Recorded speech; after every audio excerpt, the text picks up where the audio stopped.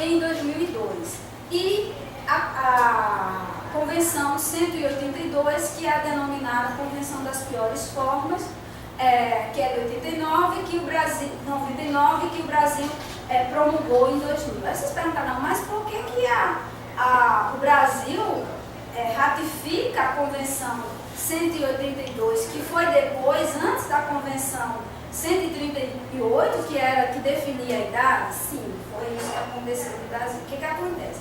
Houve não vou contar toda a história, todos os elementos, mas para dizer assim, houve um longo processo, porque desde 73 que o Brasil tentava assinar, né, exatamente pela ação dos movimentos sociais e de alguns segmentos diretamente envolvidos na área jurídica, para que o Brasil ratificasse a Convenção 131. Mas como a legislação só vai mudar de fato depois da Constituição, depois do Estatuto, então o Brasil levou esse tempo todinho sem ratificar a referida convenção. Então, na verdade, ela acaba ratificando, mesmo quando já o Estatuto já definido e tal, mas em 2008, Fernando Henrique não fez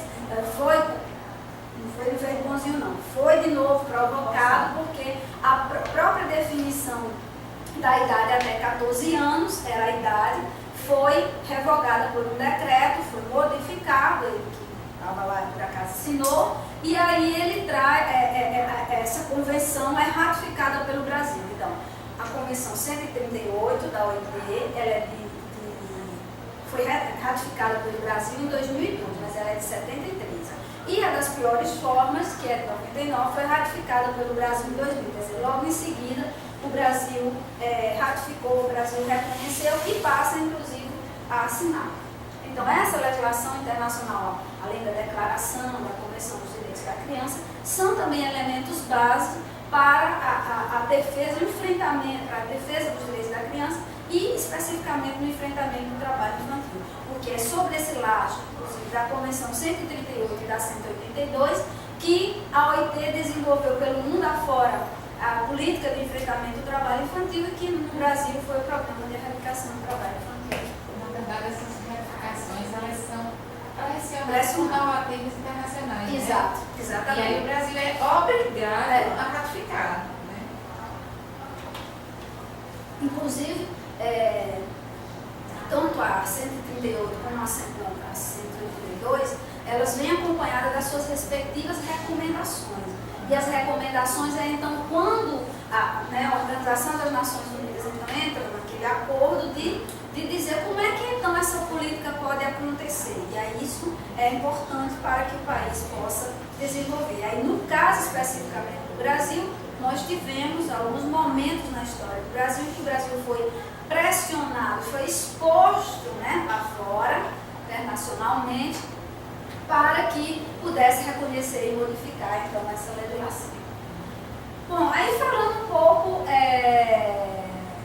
sobre algumas atividades, só para trazer um pouco a ideia para vocês, certamente algumas coisas que vocês vão se preparar, são algumas atividades que a gente tem feito pesquisa sobre, e é sobre, a partir delas, que eu vou falar um pouco das consequências ou das implicações psicossociais do trabalho infantil. Então, o que trabalhar enquanto criança, enquanto adolescente é ruim? Quais são os danos? Quais são as consequências? Então, como eu sou psicóloga, tenho que falar um pouco, ler um pouco de onde eu trabalho. Então, alguns desses elementos que eu vou trazer, eles surgem em algumas dessas atividades que nós já tivemos a oportunidade de fazer pesquisa. Infelizmente, a gente gostaria que não existisse, de fato, o direito estivesse protegido, etc. e tal.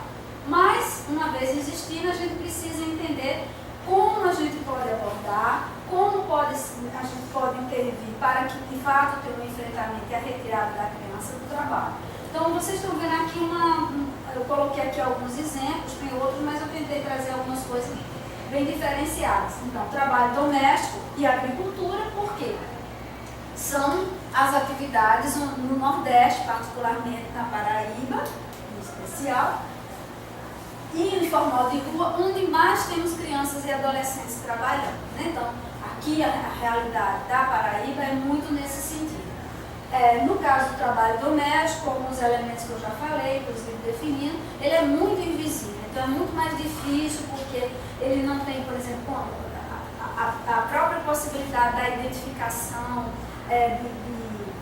de poder fazer uma notificação, até mesmo para o conselho tutelar, chegar lá na família, né? E ter uma abordagem é muito mais complexo, né? Vocês que trabalham com instituições clássicas, etc., sabem um pouco como isso é difícil.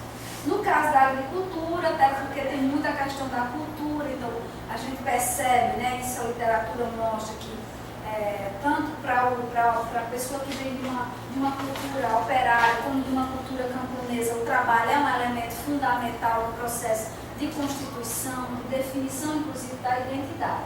E a agricultura é uma dos tipos de atividades, piores formas de trabalho infantil, vou já falar um pouco mais, que mais aparece, que mais temos criança trabalhando. E aí a gente fez algumas pesquisas na cana-de-açúcar, algumas não são diretamente minhas, eu já falei do cerezado, do logério, na cultura do abacaxi, na acerola. O informal de rua é uma das atividades que a gente mais tem pesquisado, mais tem produzido, inclusive em vários lugares da Paraíba, muito presente no interior.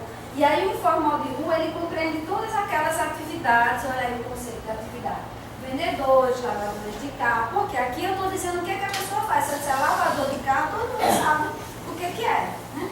Olheiros de carro, que até nos poucos meninos usam para definir que fica lá, cuidando do carro, vendedores de quentinhas, etc. Fretistas, todo mundo sabe, né? Aquele menino lá na feira que carrega, etc. A feira. A exploração sexual comercial, uma das piores formas, né? Também pouco notificado, pouco denunciado, porque é toda a questão moral, né, que transversaliza, né, e não reconhecida como trabalho. E não reconhecida como trabalho, exatamente. Malabares, muito comum a gente ver, principalmente no sinal, os meninos, né, fazendo aquela coisa lá. Ajudantes de mercadinho, essa aqui eu coloquei até porque a questão aqui, muitas vezes você encontra adolescente que deveria estar naquele programa de aprendizagem, mas que, por uma série de fatores, não existir, não saber, não ter conhecimento, não ser disponibilizado para todo mundo, ele até está lá aprendendo, mas é uma atividade como ajudante. A história da invisibilidade não é percebida como tal.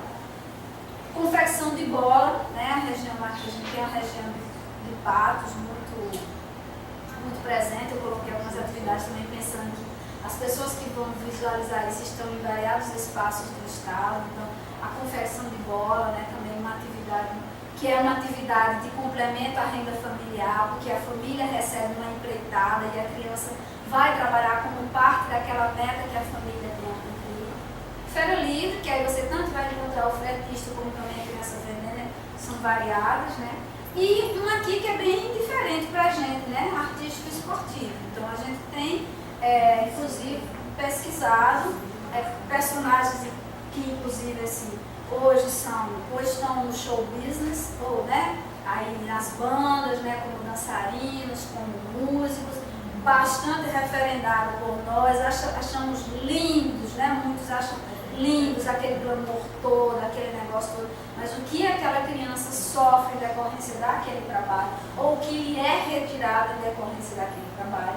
A atividade esportiva, a gente tem uma lei específica chamada Lei Pelé, etc. e tal, que dá aos clubes um direito excessivo de exploração do menino, porque o clube que forma um menino não vai querer formar um menino se não for para disputar da exploração daquele menino. Como é que ele vai formar um menino para esperar ele completar 16 anos para começar no mercado do futebol, quando é um mercado extremamente competitivo?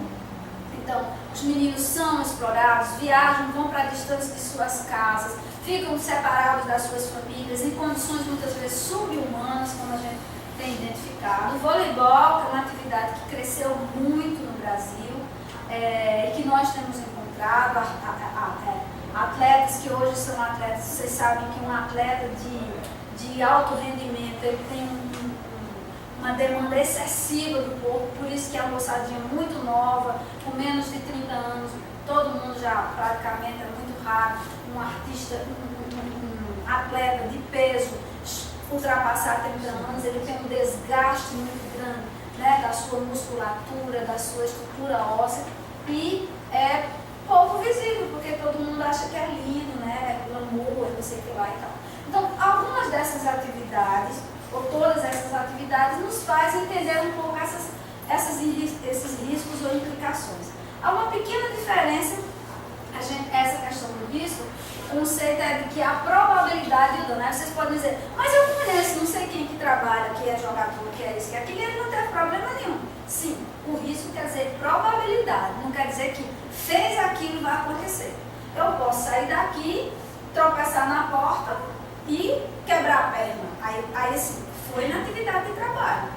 Agora, claro, eu não estava dando aula na hora que eu quebrei a perna, mas eu estou no trânsito da minha atividade de trabalho. É considerado um acidente de trabalho. Bom, mas é uma probabilidade, não quer dizer que todo professor que sair da sala vai quebrar a perna. Então, nem todo menino que fizer tal atividade vai ter tal consequência. Entra outros elementos, desde para a questão da estrutura física, ao contexto, né, de apoio que ele tem, etc. e tal. Alguns colegas hoje trabalham, inclusive, com o conceito de resiliência. Eu não trabalho, mas alguns trabalham, para dizer o seguinte: existe alguma coisa que apoia, que ajuda, que pode ser um fator amenizador, etc. e tal. Eu não trabalho com esse conceito, mas existem vários trabalhos sobre isso. Caso, inclusive, seja de interesse, temos, inclusive, a Renata Libório, que é uma autora, inclusive, da área que trabalha com a área de exploração sexual e que trabalha com o conceito de resiliência. E as implicações são as consequências. Por que a gente fala em implicações e não diretamente em consequências? Porque na área do trabalho se trabalha com o conceito de nexo causal. Então, o exemplo que eu usei, eu estou dando aula, saio na porta, tropeço e quebro a perna. Mas se eu for para um médico, provavelmente ele não vai me dar um nexo causal. Ele não vai dizer que eu quebrei a perna porque estava dando aula. Agora, provavelmente, se eu for perdendo a voz, é muito mais coerente de que eu perdi a voz porque a minha atividade profissional requer, claro que não é tão fácil assim não, né? O médico vai fazer uma série de exames, uma das áreas muito difíceis da área do trabalho é da medicina do trabalho, onde nem sempre se consegue provar o nexo causal. Eu conheço muitas pessoas que estão com ações na justiça, adultos, por questão de Ler-Dort, por conta da questão da digitação. E alguns médicos não reconhecem o nexo causal entre a atividade digitador e a Ler-Dort nessa área. E a culpa está sempre na pessoa, né? Está sempre na pessoa. Ele que não soube usar direito o computador, a voz. Tropeçou porque não prestou atenção, né? A voz, então não tomava água, enfim. Então, a gente usa a terminologia de implicação. Por quê? Porque na implicação, também um conceito da área da psicologia do trabalho, ele traz a ideia de que tem uma relação, mas ele não obriga necessariamente a você provar o nexo causal. Por exemplo, quando eu fiz a minha tese, eu estudei meninos e meninas trabalhadores em situação de rua. Uma das minhas hipóteses era que a atividade de trabalho infantil em situação de rua tinha como uma das consequências a socialização lesbiana, o famoso envolvimento com atos infracionais.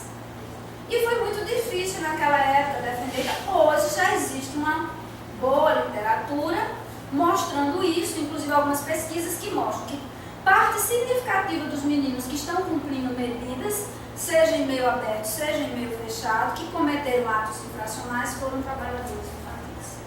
Claro que você não vai conseguir provar nexo causal. Mas na minha tese, quando eu olhava para a situação de rua, eu já dizia tais e tais, mediante a literatura, tais e tais coisas são probabilidades de envolvimento em atos infracionais.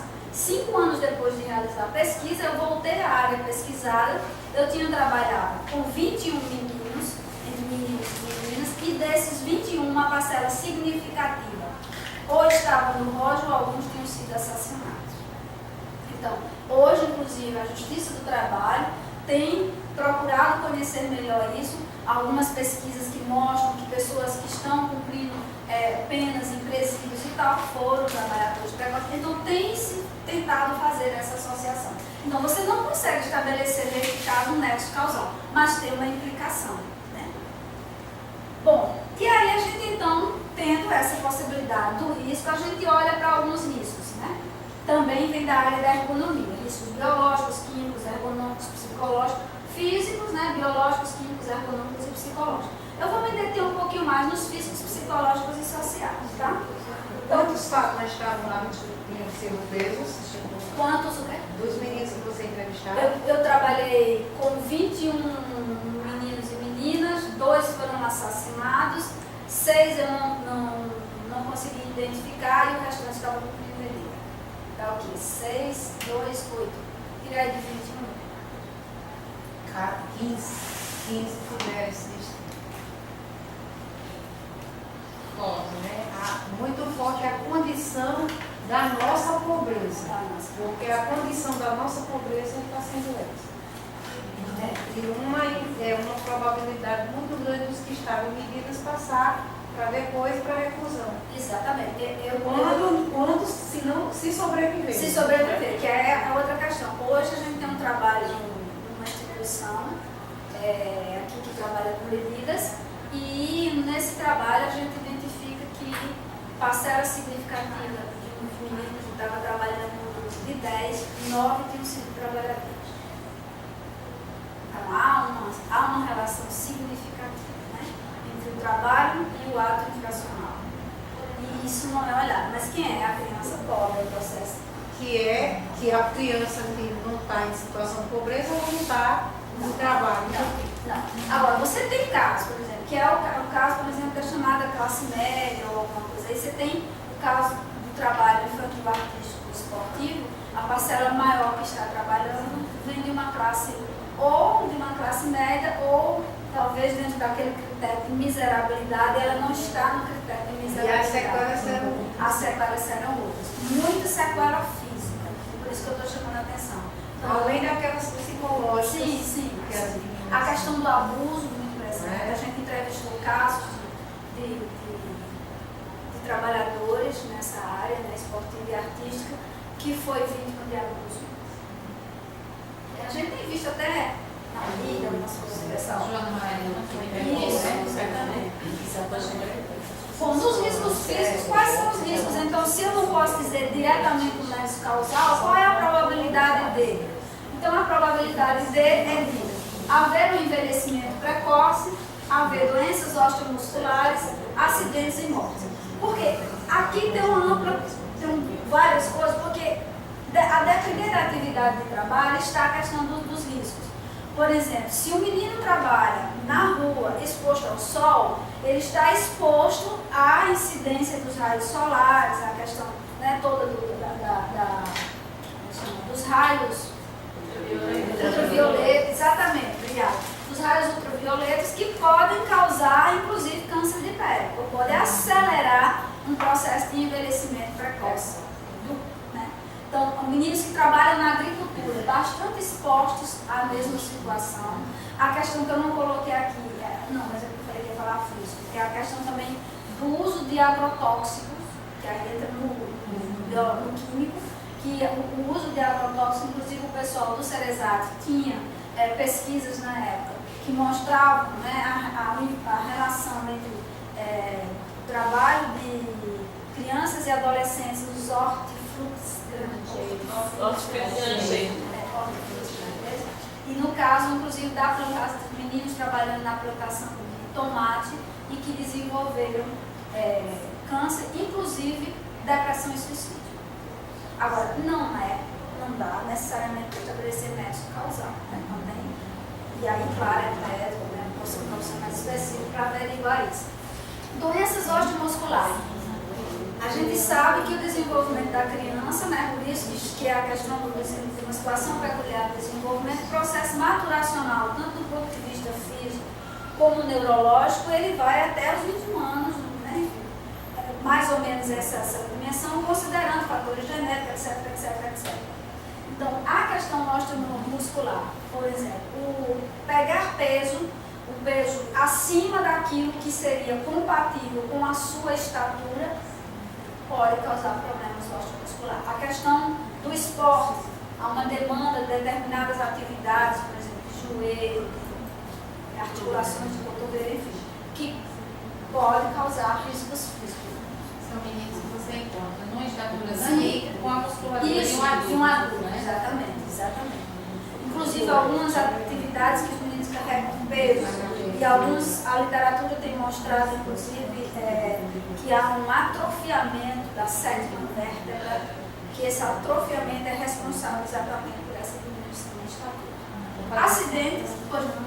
Não, é só relacionando tanto a tipificação que você já falou do trabalho. E aí vou pegar um exemplo de uma pesquisa que realizei quando trabalhava no sertão, para fazer Souza, mapeando, tanto trabalho porque a existência ou não, trabalho da água que ensinava. E nas feiras de caçazeira a gente fez sistematicamente dias e horários, de manhã, finalzinho da feira, Souza, de manhã, final da feira. E encontrando dentro da tipificação, agricultura familiar, não, venho lá do sítio, mãe, pai e filhos, do adolescente a menina de 5 anos, encontrando debaixo da banca da feira, deitado no lixo, já dormindo. As unhas dos meninos era o retrato falado, né? Porque tinha a terra ali cravada e dos adolescentes também. Não, mas não tem o que deixar. Se eu não trouxer, que a mãe diz, não é trabalho, porque se eu não trouxer, com quem fica? Não tem uma escola, não tem não, e não sabe o lar que estão fechados no sítio, não tem. Então foi no falas recorrentes. E até o final a gente já estava, tem um pessoal pesquisando, vamos esconder os meninos, né? Porque já tem um grupo lá. Já dava, foi se espalhando na feira, não é dizer, tem um pessoal lá, vamos esconder os meninos. E aí eu mesmo fiquei numa esquina e eu vi os meninos se escondendo, depois a gente voltou no momento estavam lá. Em Souza aconteceu a mesma coisa. Tanto do ponto de vista, é uma edificação, é agricultura familiar, mas está ali. Acordou 4 da manhã, porque veio no carrinho, veio na charrete, para colher alface, as crianças também. E eu vi também carregando, você colocando agora também, trazendo eles carregando, que a gente observou. Tira do caminhão, tira da charrete, para colocar. Esse peso, ele causa, inclusive... Mas assim, eu queria que você falasse também, isso caracteriza enquanto tipificação do trabalho infantil, porque aquela criança já deixou horas... Por isso que a gente usa o termo atividade, porque se você disser, provavelmente, o vendedor na feira, assim, não, o vendedor na feira não fica carregando coisa, né?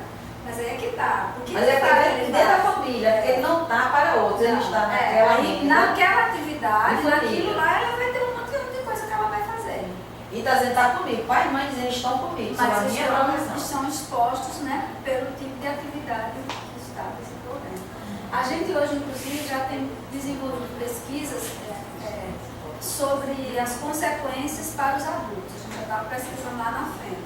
Então, Floriane tem uma dissertação, tem uma tese agora orientando, que a menina pesquisa isso. E aí é possível você ver, porque se a gente não pode ver o nexo causal, mas quando a gente pergunta muitas vezes para o adulto, que muitas vezes foi bom, se eu não tivesse trabalhado, e a gente pergunta, mas não dá para simplesmente você entrar no enfrentamento, que já não estava falando aqui do pesquisador, a gente tem que, né, conversar direitinho, né, com jeito, construir vínculos e tal. E aí a gente pergunta, tá, mas você disse que foi bom. Mas o que você acha que se você não tivesse trabalhado hoje na sua vida estaria diferente? Inevitavelmente a minha saúde e escolaridade. São as questões que as pessoas mais relacionam. Aí as pessoas dizem, hoje eu tenho uma dor aqui, eu tenho problemas de varizes, eu vejo, não sei o que lá, que eu acho, aí diz assim, mesmo que não tenha um conhecimento científico aprofundado e tal, médico e tal, mas assim, que eu acho que foi por isso. Porque desde tal ano aí, vai dizer, né? Desde que eu tinha tal idade, quando eu comecei a pegar peso, a fazer isso, então ela, inevitavelmente, ela já faz uma relação. Quando nós só para fechando, então, além disso, quando a gente relaciona, porque se foi feito um mapeamento, foi coordenado pela coordenadora de universidade, eu assinei, e aí a gente entregou a secretaria da assistência, depois foi um mapeamento, onde eu pensei, você tem a ausência do Estado. Então, relacionado àqueles dois aspectos que você falou ali, macro, o que você identifica? É a agricultura familiar, a família está, né, dando uma cobertando, é a responsabilidade da família. A gente tem que ter para essa família necessita. Exatamente. E acidentes e mortes, né? A gente acompanhou casos aqui, por exemplo, na cultura do abacaxi, meninos que morreram porque estavam trabalhando à noite nos tratores. E aí cai e riscos. Cama de açúcar, crianças invisíveis, exatamente, boa lembrança, acontece muito isso, a questão da fuligem, a queima do canavial à noite, muito significativa a questão dos acidentes e das mortes. Poucos notificados, inclusive muitas vezes quando aparece nem sempre isso com relação com o trabalho. Os riscos sociais, a gente trabalha um pouco com esses elementos, que o trabalho atrapalha a formação profissional, a aquisição de capital cultural, que vem através da escolaridade, da educação.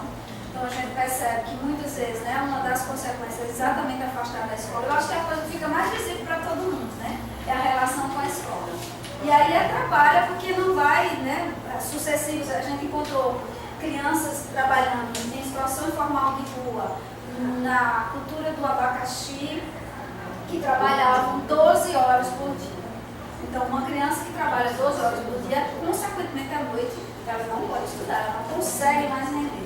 E aí, quando ela realmente precisar trabalhar e deveria ter educação, ela não tem um capital cultural. Trabalho não precisa de formação profissional compatível com a existência do mercado. Essa história de que é melhor trabalhar do que roubar, não. É melhor estudar para ter formação profissional, porque o mercado vai pedir alguém extremamente especializado, no domínio de habilidades que muitas vezes, por trabalhar, por não ter equipamentos institucionais garantidos pelo Estado, ela não acessa, ela não tem os elementos para esse mercado de trabalho. Além de adquirir doenças, né, que resultam em gastos previdenciários incapacitadores para o trabalho. E aí eu falei dessas pesquisas que a gente tem feito, tem uma autora, caso seja do interesse, que é uma economista chamada Lúcia Kassoff, que ela trabalha, ela faz várias pesquisas na área econômica, mostrando quais são o valor que custa para o Estado um trabalhador infantil, né? Porque previdência, etc e tal, vai pagar os custos disso. Os riscos psicológicos, a gente fala muito dos aspectos cognitivos e emocionais, né? Então, cognitivos estão relacionados às dificuldades de aprendizagem, dificuldade de compreender, repassar informações. A gente fala muito na ideia do pensamento sedimentado, né? Um pouco a imagem do cimento. Se eu for fazer essa parede, eu chego o olho, misturo o cimento com a água, o que eu não uso, o que sobrou, eu não posso chegar amanhã e botar água para dissolver de volta e voltar ao cimento. Então a gente trabalha um pouco com essa imagem, que é o que acontece. Claro que é possível estudar, claro que sempre é possível avançar, mas há muitas vezes, a depender do conjunto de fatores, uma segmentação dos aspectos cognitivos e, consequentemente, dos aspectos afetivos. Um desses que a gente nomina, que é o embotamento afetivo, né? Que é aquele fechar-se. Hoje se fala muito em depressão, não sei o que lá, mas é muito essa ideia, né, do embotamento, que é a criança se fechar. Muito comum nas meninas trabalhadoras domésticas que são deslocadas do interior do estado ou são afastadas das suas famílias, porque elas ficam muitas vezes, né, quase que numa situação de gueto na casa dos seus patrões, porque ela não é de fato membro da família, ela não constitui muitas vezes relações de amizade, ou são relações mais superficiais, e aí ela fica meio separada do mundo, às vezes não estuda, etc e tal, e isso provoca, né, esse embotamento afetivo. A perda da infância, que é inevitável a consequência de tudo isso, o sentimento de desamparo e a vitimização precoce, que são fatores de assumir antes do tempo as condições ideais para ser um trabalhador. Então, nesse sentido, a gente fala, né, que essas implicações elas podem ser, porque o risco não quer dizer de fato que tudo aquilo vai acontecer, mas significa a probabilidade. E as implicações podem ser, né, física, doenças, ósseo, retardo, desenvolvimento físico, que eu lembro aqui, movimentos repetitivos que causam desgaste, educacionais, né, então a falta do capital cultural, da formação profissional, leva, né, a situações de níveis de analfabetismo, de baixos níveis de escolaridade, de reprovação e de defasagem. Essa questão educacional, inclusive, do analfabetismo, a gente viu, inclusive, que o Brasil avançou um pouco no analfabetismo, mas grande número de crianças e de jovens analfabetos. Então, muitas vezes ele tem aquele, ou faz aquele ciclo vegetal, então, nominalmente ele está em tal nível, mas ele não está do ponto de vista do domínio do conteúdo. Afeta a formação do universo simbólico, né, da criatividade, da criticidade, da conscientização. Nessa parte aqui, os políticos partidários deitam em colo, né, porque a não desenvolver essa possibilidade da criticidade é um prato cheio para que os políticos possam, né, manipular. Não quer dizer que isso acontece só com o trabalhador e só com classe baixa, nós mesmos, né, no nível superior, nós estamos vivendo um momento muito propício para a gente entender isso, né?